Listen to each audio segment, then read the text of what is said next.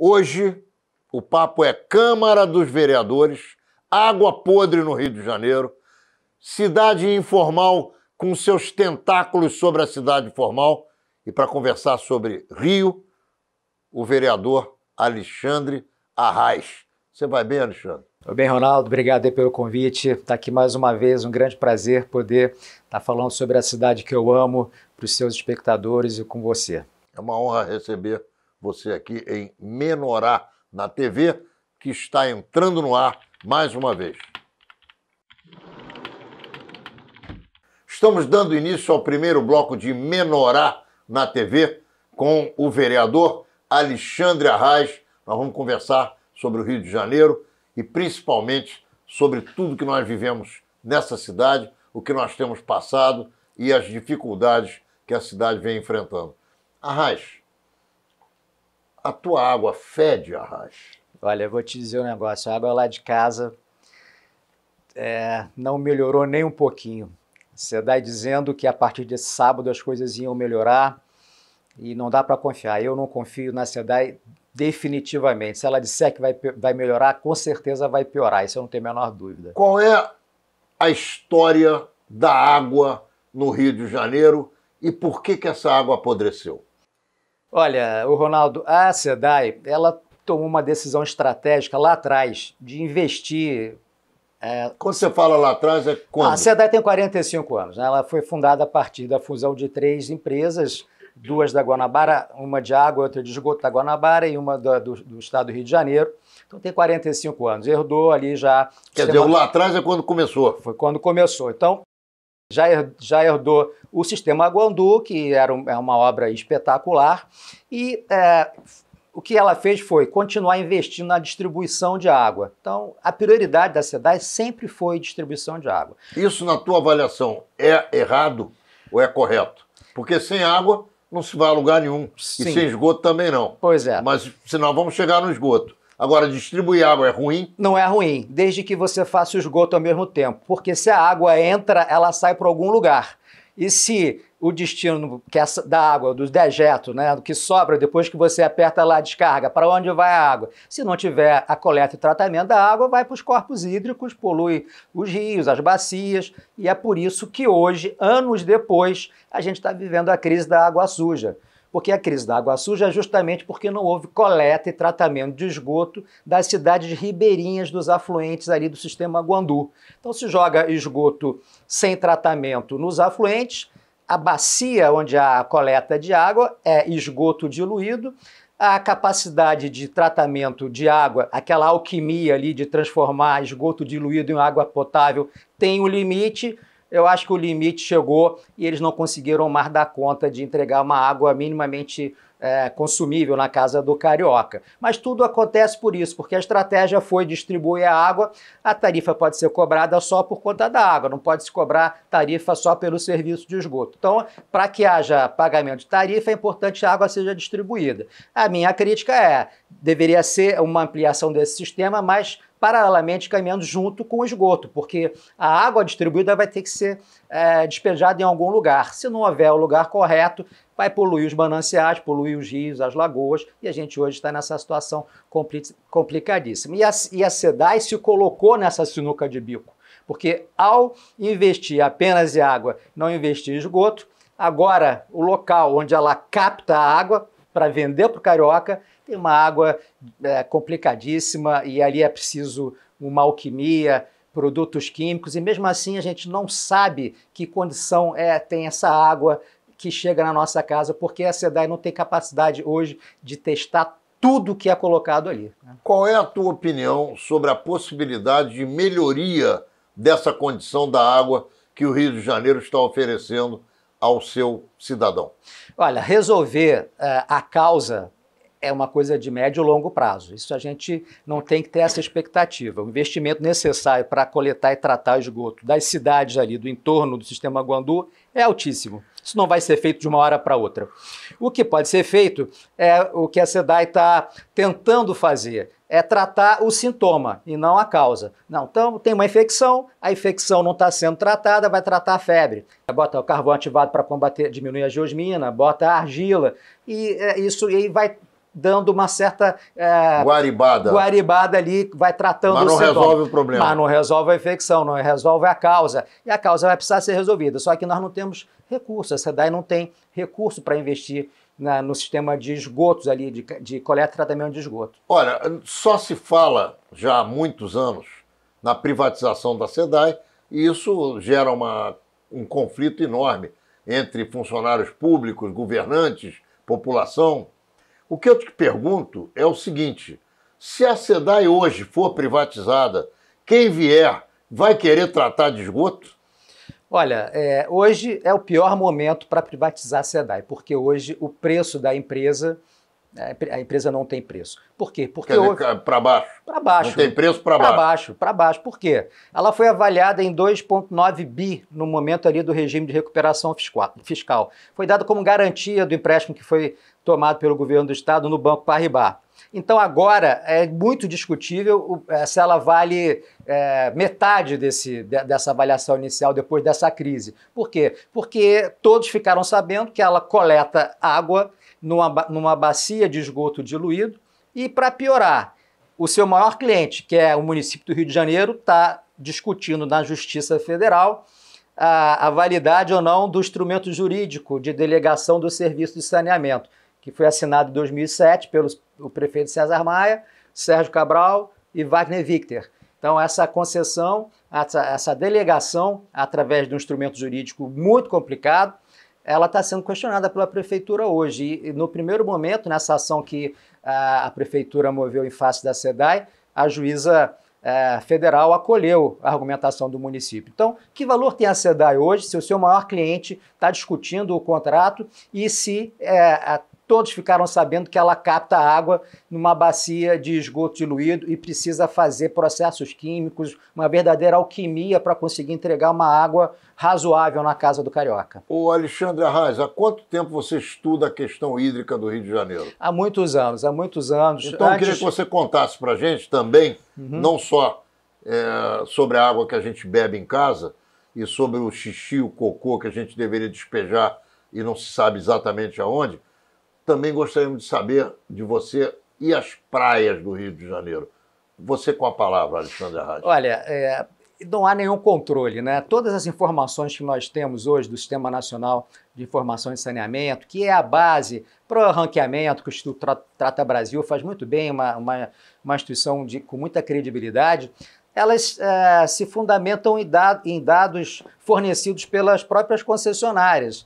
Então, assim, a gente só pode utilizar esses dados como limite inferior, porque é muito natural de se esperar que essas concessionárias não forneçam os dados verdadeiros. Eu discuto muito quando a gente vê os números que são entregues, né, e que são divulgados na imprensa em relação à coleta e tratamento de esgoto da cidade, porque a gente tem 30% hoje, talvez, da cidade informal, onde não tem coleta e tratamento de esgoto. Isso não é incluído nas informações que são entregues. Então, só se parte dos números a partir da cidade formal. E a gente sabe muito bem, Ronaldo, que o informal e o ilegal está avançando sobre a nossa cidade. Então, eu já discuto na largada os números que são fornecidos para a população. Eu acho que a gente pode usar esses números apenas como limite inferior. Então, toda vez que você vai discutir, olha, coleta 50%, trata 40%, no máximo. E a gente tem todos os critérios de balneabilidade das praias, né? O que acontece quando, por exemplo, no sistema lagunar ali de Jacarepaguá, a SEDAI joga esgoto nos dutos pluviais e acaba caindo no canal de Marapendi e na Lagoa do Camorim e nas outras lagoas ali. Acontece o seguinte, aquele esgoto ele vai na maré baixa, vai pelo canal de Marapendi e sai no quebra-mar e sai depois lá no Recreio. Então a praia ela acaba sendo aos poucos totalmente contaminada. A mesma coisa acontece em Copacabana, quando a elevatória não funciona e abre a Língua Negra, né? E aquela bomba manual quase ali que eleva para jogar para o emissário para de funcionar, muito comum, não comporta porque aquilo vem diluído com água pluvial, a capacidade da bomba é limitada, acaba tendo que abrir a comporta e isso escorre na Língua Negra pela areia até a praia. Então é comum ter foto disso, né? Alexandre, ouvindo você falar e me lembrando do meu tempo de vereador, pensando também nas favelas, sim, a 5 minutos a pé daqui, de onde nós estamos conversando, que é no centro de Copacabana, nós temos o Pavãozinho. Sim. Você andar um pouquinho para a esquerda, você encontra o Babilônia, você encontra o Chapéu Mangueira. Sim. Um pouquinho para a direita do Pavão você encontra o Cantagalo. Sim. Eu pergunto a você, o que esses governantes todos têm feito nesses últimos 50 anos no Rio de Janeiro, que esses problemas só se agravam? O problema de habitação na cidade do Rio de Janeiro é um problema que vem, talvez seja o mais grave dos problemas, porque as consequências desse falta de controle, esse abandono do controle da construção de imóveis irregulares, é uma coisa bastante antiga. A gente teve uma experiência positiva ainda na época dos pousos, em que se tinha algum controle do crescimento vertical, né? Então, começava a se fazer a laje, tinha um arquiteto, né? Tinha ali um posto avançado da Secretaria de Urbanismo, e isso era, vamos dizer, minorado. Mas do jeito que está hoje, que não há mais controle do crescimento vertical, nem horizontal, as favelas estão crescendo e a gente sabe que com as forças que hoje ocupam esses espaços onde o Estado não entra, cada vez isso virou um negócio, né? Então é difícil para a prefeitura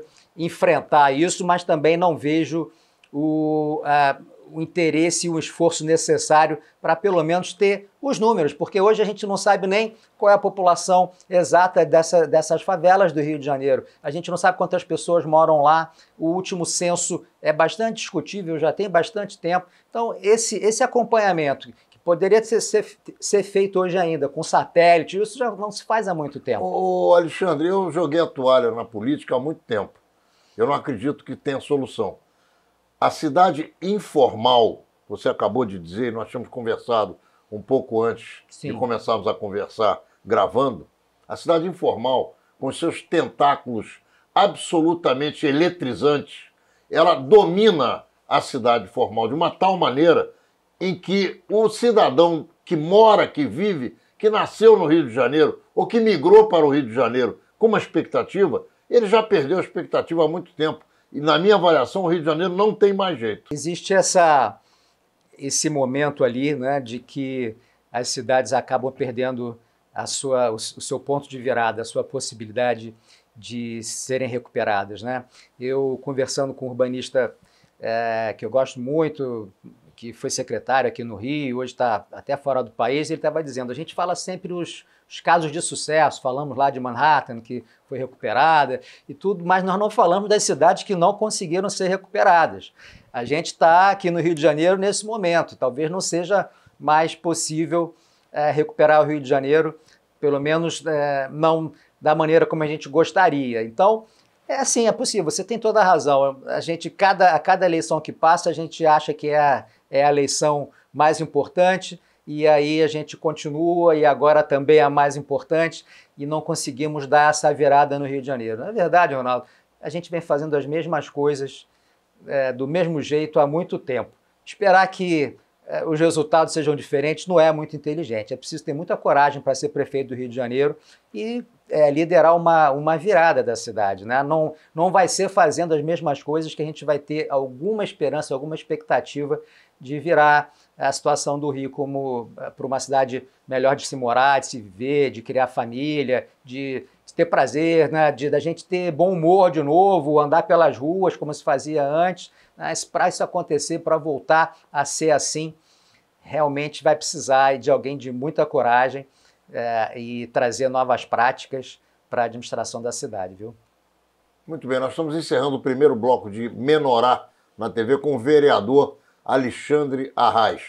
Eu vou conversar com ele já no segundo bloco, e por isso eu peço a você que não saia daí, sobre moradores de rua, vagabundos na rua, bandidos na rua e incapacidade pública de resolver a tua tranquilidade. Já já a gente volta. Muito bem, estamos de volta com Menorá na TV, conversando com Alexandre Arraes, vereador, e iniciando o segundo bloco dessa conversa que não é para boi dormir, é conversa para chorar. Vagabundos vivendo na rua, moradores de rua, ladrões. Para onde o Rio de Janeiro está apontando o seu mastro, meu amigo? Olha, Ronaldo, deixa eu te dizer, essa história do morador de rua, ela tem uma base no meu entender, no ordenamento jurídico federal. A Constituição Federal, quando ela trata no artigo 5º, inciso 15, lá do direito de ir e vir e permanecer, e depois o Estatuto da Criança e do Adolescente repete direito de ir e vir e permanecer com os seus pertences, e não define o que é permanecer, ela deixa no ar que essas interpretações, como vem acontecendo aqui no Rio de Janeiro e outras cidades, grandes centros urbanos também. Aqui a situação parece mais grave, mas a gente tem em São Paulo, a gente tem outros grandes centros urbanos também, e é uma situação que o agente público fica impossibilitado de agir como deveria, porque o direito de permanecer, ele não é bem explicado. Até onde é permanecer? Se você quiser se instalar ali, você pode ficar... Tá bom, ele não é bem explicado. Agora eu te pergunto, como é que se faz para que ele seja bem explicado?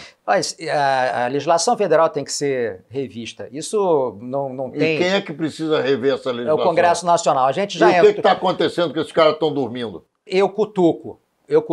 Essa semana eu assumi a frente parlamentar dos abrigos municipais e a primeira coisa que nós fizemos foi mandar uma carta para os deputados federais.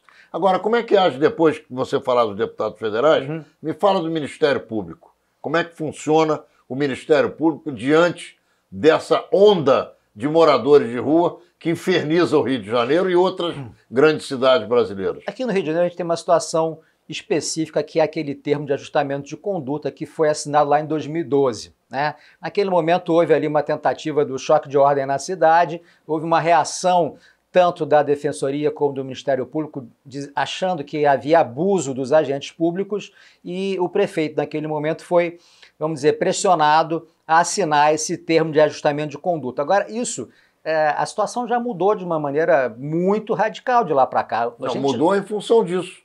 Porque não se pode agir. Também é um ciclo. Aí acabou o negócio. Ciclo. Quanto mais mudou difícil, muito pior. Muito pior, porque você não pode agir, mais pessoas vêm e os agentes públicos ficam cada vez mais impossibilitados de tomar algum tipo de atitude. Então, eu tive com a secretária de Assistência Social, a deputada Tia Ju, que acabou de assumir, e a primeira coisa que nós falamos secretária, o termo de ajustamento de conduta precisa ser revisto. Isso é de 2012, uma outra realidade. Nós estamos falando de talvez, 4, 5 vezes. E qual é a atitude do Ministério Público em relação a tudo isso?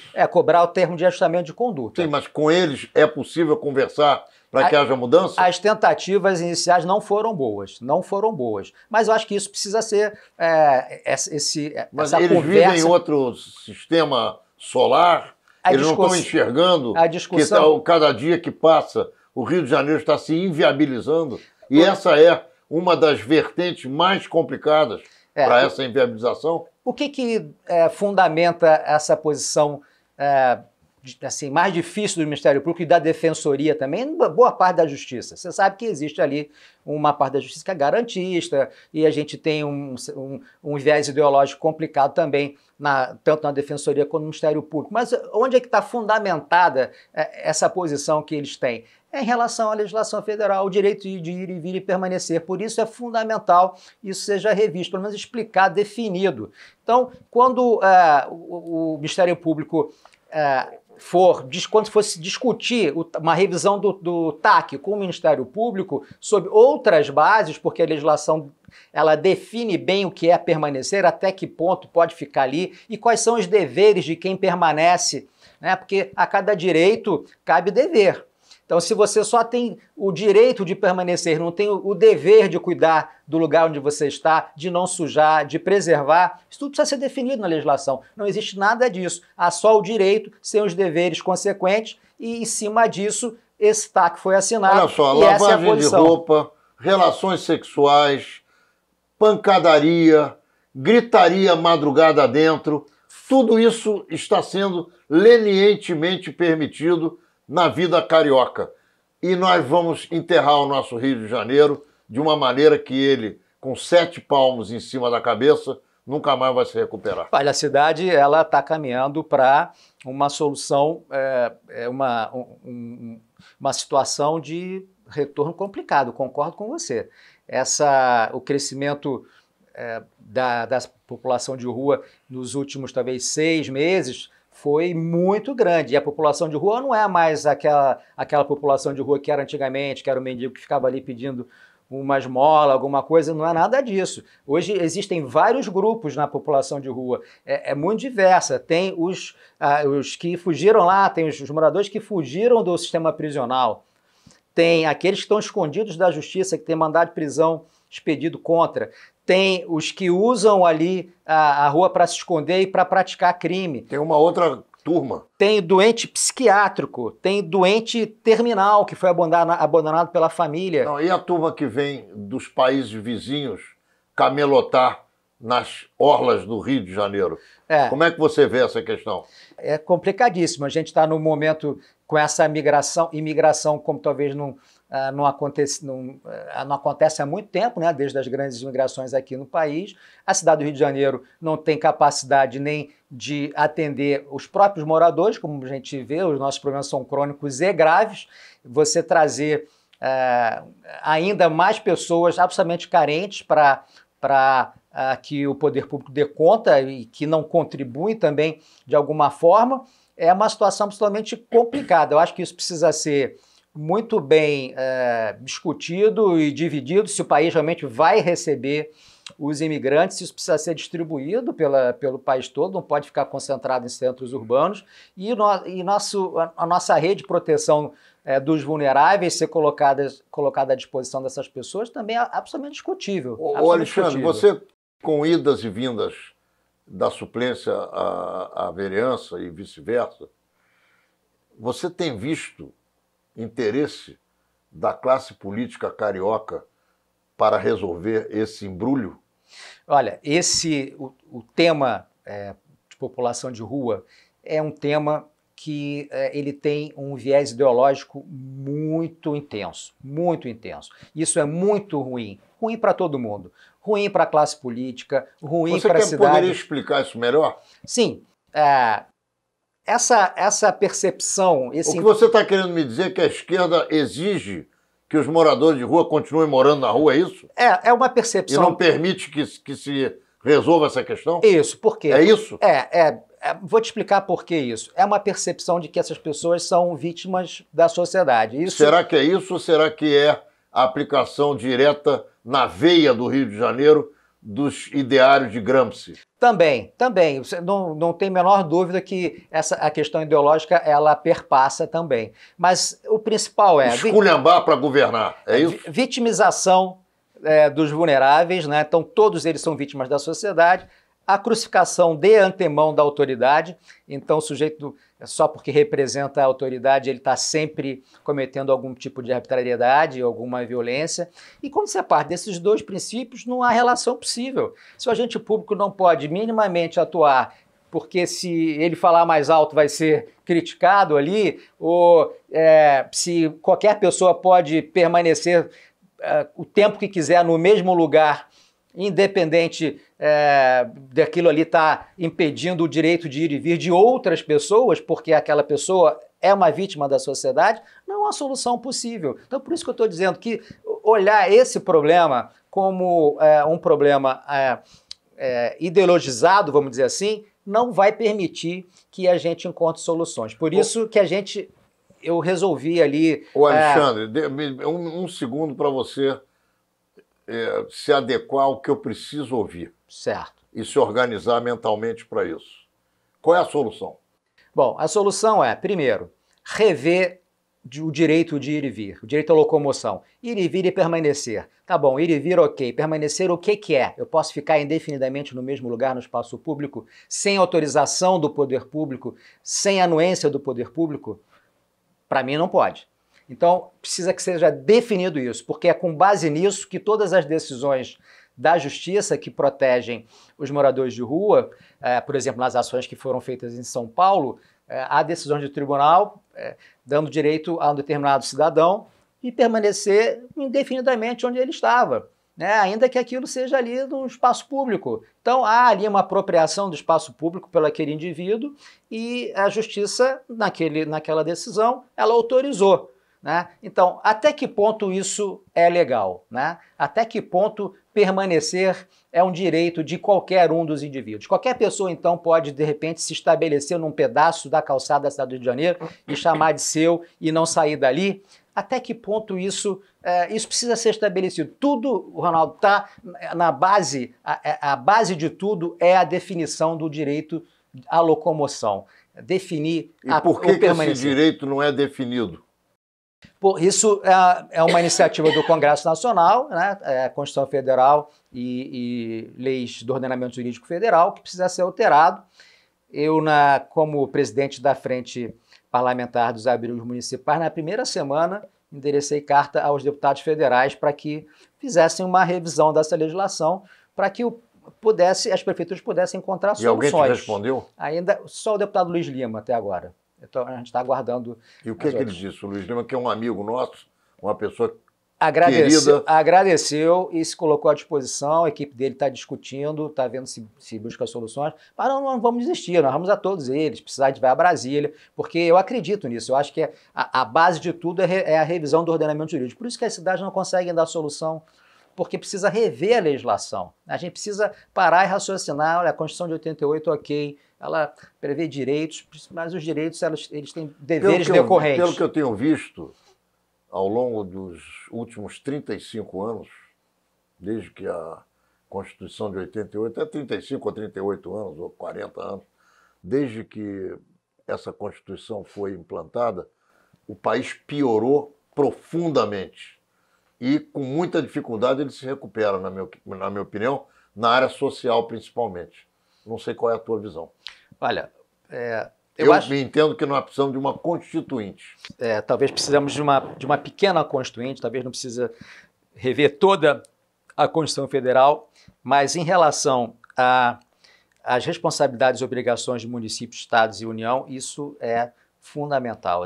Um novo pacto federativo, isso vem sendo falado há muito tempo. Os municípios não dão conta das responsabilidades todas que foram imputadas a eles ao longo dos últimos anos. Olha, tudo é com os municípios, né? A gente está falando de saneamento, desde 2013 é municipal. Estamos falando de mobilidade urbana, a Lei Nacional de Mobilidade Urbana estabelece que o transporte intramunicipal é do município, escola, ensino fundamental é o município, creche é o município também. Agora, a segurança pública é municipal. Quer dizer, tudo cai na conta do município. Mas isso deveria ser assim mesmo. Não tem problema. O que não é possível é haver uma centralização econômica em Brasília, o município não ter a menor capacidade de gerência porque não tem dinheiro, e aí o cidadão é super sobrecarregado com IPTUs e impostos alucinantes. Exatamente. Eu sou um municipalista. Eu acho que as pessoas... Você vive aonde?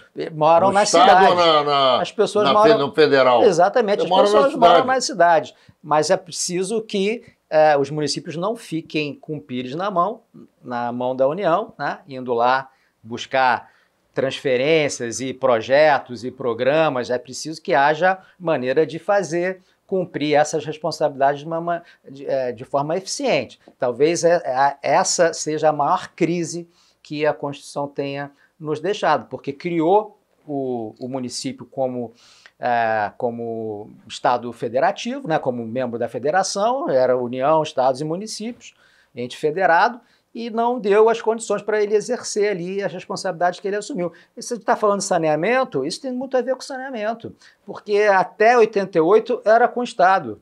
A partir de 88, né, a Constituição já vem dizendo que é uma questão local, depois vem o marco legal de saneamento também, e em 2013 tem a decisão do STF definindo que o poder concedente é municipal, mas toda a estrutura era estadual. Como é que faz essa migração, né, da SEDAI para o município, por exemplo, né?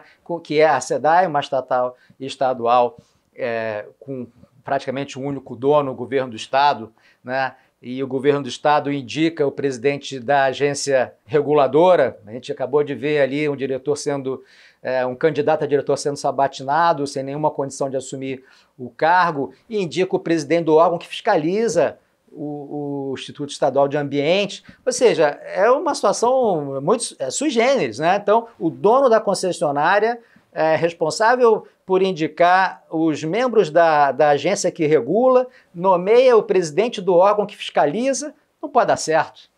Não pode dar certo. Estamos encerrando o segundo bloco de Menorá na TV, tentando passar o Rio a limpo, aqui com o nosso vereador Alexandre Arraes. Não saia daí, nós vamos conversar com ele sobre milícia, tráfico de entorpecentes e a cara nova do Rio de Janeiro, com as favoritas da vida, lançando um esgoto de milhões de pessoas na porta da tua casa. Já já a gente volta.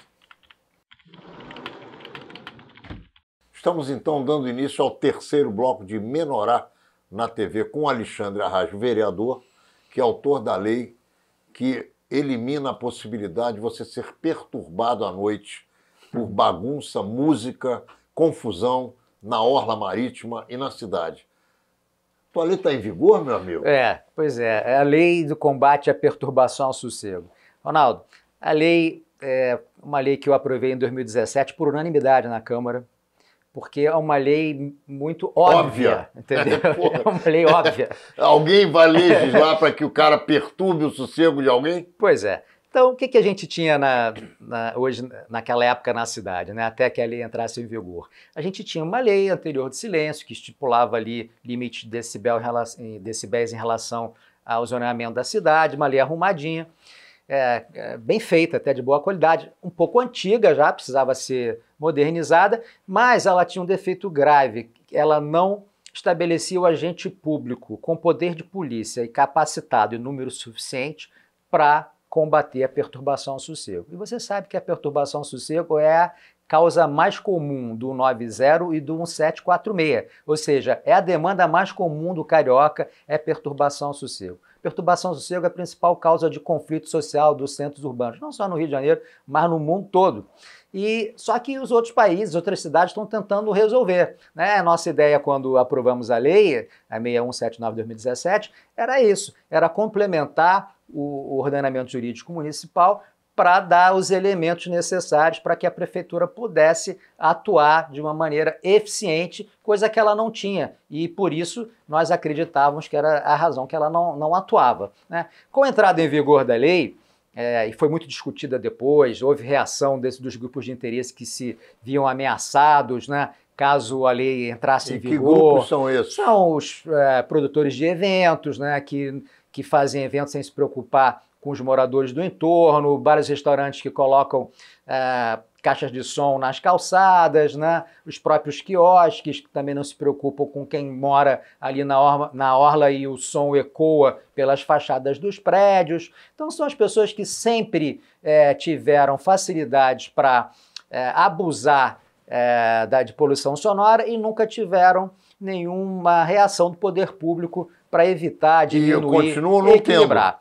Então, ou tem a reação do poder público? Vamos lá. Porque você fez a lei e ela é usada? Pois é. Ela caiu em desuso? Não. Ou ela está em vigor de fato e de direito? Ela está em vigor de fato e de direito. A prefeitura acrescentou no aplicativo 1746 um ícone de perturbação ao sossego. Então hoje o cidadão ele pode, pelo aplicativo, fazer a reclamação, né, pelo seu próprio celular e recebe a resposta ali.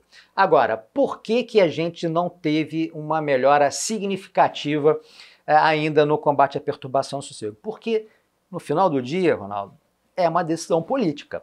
É uma decisão política. Eu quero que a Guarda Municipal atue plenamente no combate à perturbação ao sossego. E para isso, o que tem?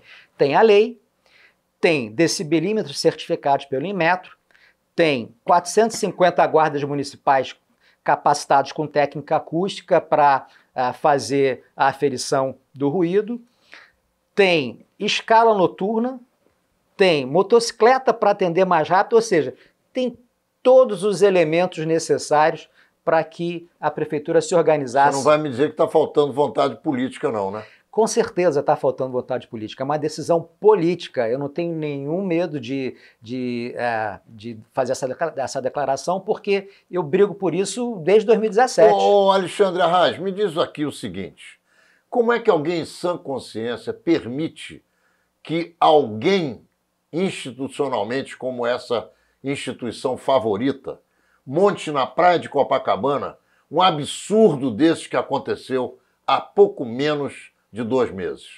Olha, o Carnaval do Rio de Janeiro, ele tomou uma dimensão que não cabe mais na Zona Sul.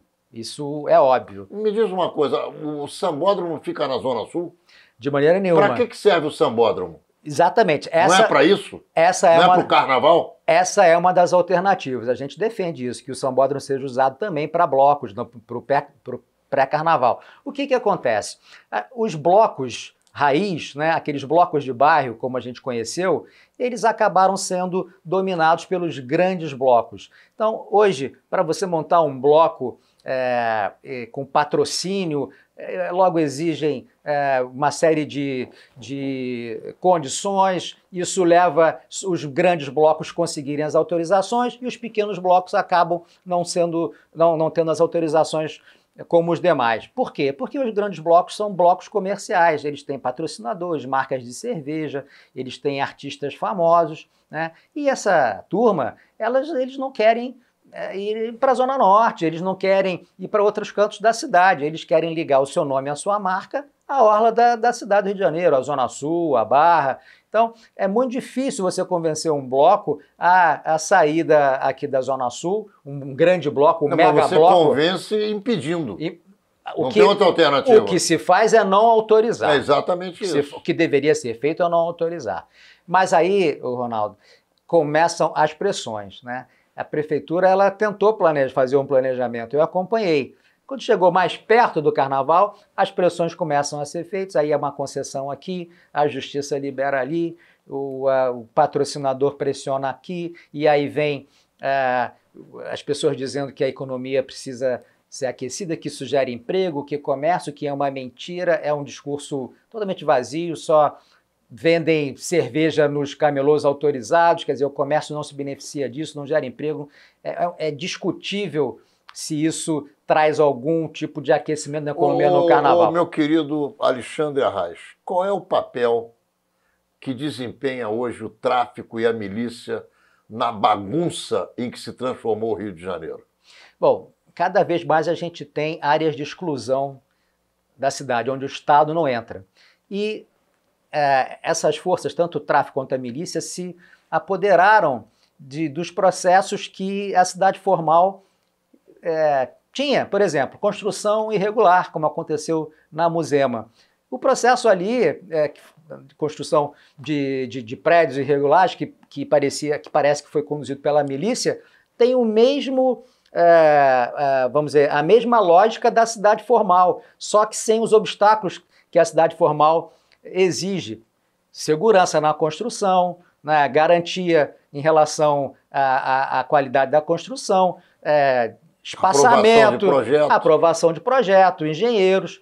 Então, mas os processos são os mesmos. O cara constrói, vende um a um, você vai pagando a poupança, como se faz na cidade formal. Então, sem a presença do Estado. Então, é muito mais fácil.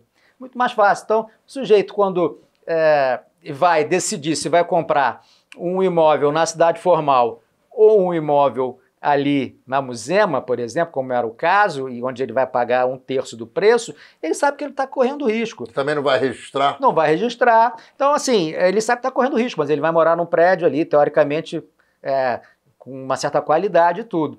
O que a gente tem que fazer aqui, no Ronaldo, é justamente endurecer esses processos. Eu escrevi um artigo publicado no Globo no começo 2005, se não me engano, a chavelização do Estado do Rio, que a ideia é exatamente essa. Por que existe essa força em direção às áreas informais, né? A favelização é isso, são forças, são vetores que levam as pessoas a ocuparem as áreas informais. A chavelização é justamente o contrário, é você inverter a direção desses vetores para a cidade formal. Como é que você faz isso? É óbvio, você dificulta a construção na área informais e facilita a construção na área formal. Aí tem muitas maneiras de fazer isso, né? Aqui você pode ir do subsídio até a revisão da legislação edilícia para habitação de interesse social. Lá você pode ocupar com forças ou contratar serviços de satélite para proibir que cresça pelo menos horizontalmente. Então, existe aí um espaço para um programa de desfavelização da cidade inteligente, né? Não é uma coisa para ser feita de um dia para o outro, é um programa de longo prazo, mas que precisa em algum momento ser iniciado, não tem jeito. Senão a gente vai continuar com esses espaços onde o Estado não entra e cada vez avançando mais sobre a cidade formal. E o que você pensa da camelotagem nas ruas fundamentais da cidade do Rio de Janeiro? A gente está vivendo uma crise, as pessoas foram para as ruas tentar, de alguma maneira, ganhar algum dinheiro. E o que aconteceu? Os oportunistas acabaram dominando isso. A prefeitura entendeu naquele primeiro momento que não poderia atuar de uma maneira rigorosa por conta do desemprego. E o que a gente vê hoje são alguns grupos que dominam áreas da cidade e alugam espaço público para camelôs, né? Há um esforço da prefeitura no Ambulante Legal, que é um programa que está sendo levado para todos os bairros, desde a Zona Oeste, agora na Zona Sul, e que dá a autorização até com QR Code e exige que o camelô seja MEI, né? Microempreendedor individual. Acho que essa é uma boa solução, desde que venha acompanhado com combate à camelotagem ilegal, porque senão não adianta você dar autorização para legal se você não combate o ilegal que está ali do lado. Nós não poderíamos fechar essa conversa, que é triste para quem nasceu no Rio de Janeiro, para quem aqui vive e para quem já encontrou dias melhores nessa cidade, sem falar do emblema da desgraça do Rio, que é a Avenida Niemeyer. E aí, meu irmão? Olha, a Avenida Niemeyer, o Vidigal, ele está sendo o objeto de uma discussão entre o Ministério Público e a Prefeitura. A Prefeitura tem a AGEL Rio, que é um órgão de alta credibilidade. Os técnicos são técnicos muito antigos, conhecem toda a cidade do Rio de Janeiro e já emitiram alguns pareceres ali que é possível abrir a Niemeyer com o sistema de fechamento em caso de chuva. Então, essa é uma primeira questão. O Ministério Público... E aqui não chove todo dia. Então, quer dizer, hoje, por acaso, está chovendo. Mas, normalmente, então, nós temos menos de 20% dos dias chovendo. Essa é a posição. Hoje, é bom que se esclareça isso. Hoje, essa é a posição da Prefeitura. Eu já vi o presidente da AGEL Rio fazer esse pronunciamento mais de uma vez. Olha, pela Prefeitura é possível abrir a Niemeyer. Nós podemos fazer esse regime de controle. Começou a chover, tem algum alerta de chuva, nós fechamos, desviamos o trânsito. Essa é a melhor maneira da cidade devagar voltar ali, o cidadão poder usar a Niemeyer. Mas o que acontece? Acontece que na ação que foi proposta pelo Ministério Público e a decisão da juíza, ela exige risco zero. Risco zero não existe nem para atravessar a rua. Então, enquanto houver esse impasse, os técnicos não têm coragem de liberar a Niemeyer para uso. Agora eu escutei falar, e foi até uma gravação que correu no Rio de Janeiro inteiro. Eu vi também. Associação de Moradores Damasco, né? da região, dizendo que as construções irregulares da Rocinha e do Vidigal impediam a abertura da Niemeyer, porque a queda de barracos, não só, mas também de casas construídas irregularmente, é uma questão de tempo, porque vai cair aquilo tudo ali. Você acha isso também? Veja, eu vi nesse debate que estava presente ali o presidente da AGEL Rio, ele informou que as 30 casas que ofereciam risco de desabamento, as famílias foram transferidas e eu não sei quantas exatamente, talvez 10, alguma coisa assim, das casas foram retiradas. Então o que ele garante o que existe hoje não oferece risco de desabamento para a Niemeyer.